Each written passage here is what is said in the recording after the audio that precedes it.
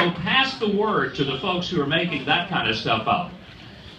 Look, there are not many things that probably I need to tell you about where I stand, because if you've ever heard me, whether it's on the Bill Maher Show, Jon Stewart's Daily Show, Stephen Colbert, I've said the same things about even the most controversial subjects that I would say to a rally at the Iowa Right to Life.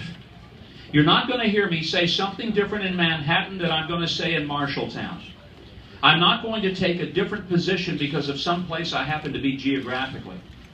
As I said earlier, truth is truth. And the best thing to do is to tell it like it is, and then just keep telling it like it is. 8 years ago, the good people of this state gave me the largest vote in the history of the Iowa caucus, something I didn't even know until about 6 months ago.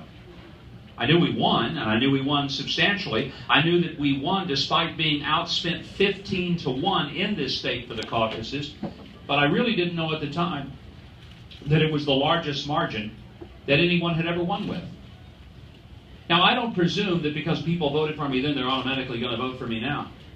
If I presumed that, I would have just, put my feet up and sat back and watched TV and made a few appearances on television here and there.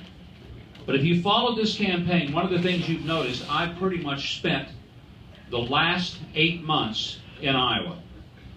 And certainly, to go to every one of the 99 counties, not just driving by and waving or taking a photo at the courthouse, but conducting town hall meetings in cities large and small, and talking to voters. I still believe that the way to win the caucus is the old-fashioned way. Hard work and a lot of handshaking. And a lot of answering questions of real people. I've told people across America that if the Iowa caucus ceases to be what it has been for the past 40 years, it's not that Iowa loses. It's that America loses.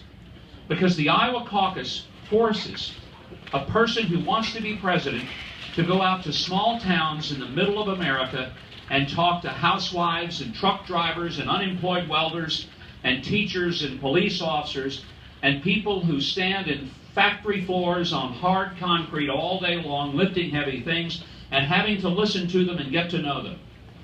Folks, the worst thing that could happen in the process of electing a president is that the only people that we elect are the ones who just rake in the cash from the corporatists on Wall Street, get it from the hedge fund folks and the billionaires, and they enjoy a lot of nice cocktail parties in Manhattan and Hollywood, but they never come out here and hear the stories of the people that I've heard the stories of in Iowa.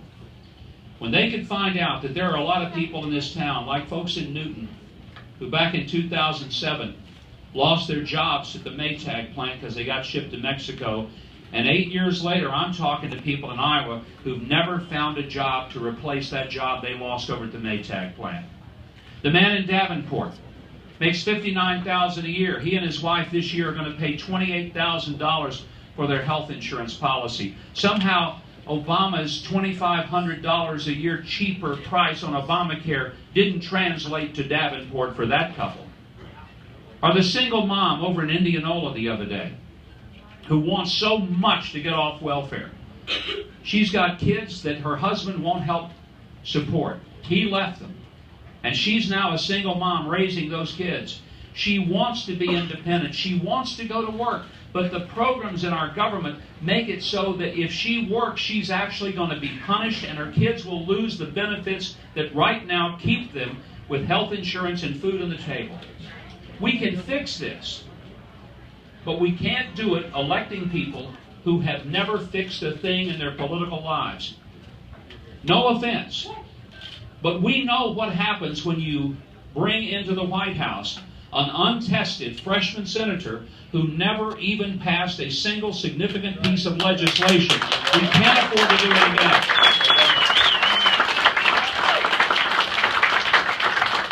If they could just show me one major piece of legislation that they shepherded through. Senator Grassley could teach them a thing or two about it, but it's a tedious process. It takes time, and it takes patience, and it takes building trust and earning the support of both Democrats and Republicans.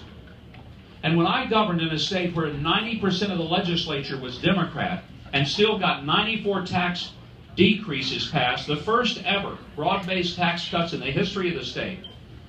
Pro-life legislation over and over again in a state that had never passed any even out of committee, much less in the General Assembly. People say, how did you do it? And I point them to a little plaque that's set on the mantle in the governor's office at the state capitol, and everyone who ever came in to have a meeting saw that plaque. It simply said this, a quotation from the book of Isaiah: "Come, let us reason together." Folks, there is no shortcut to good government.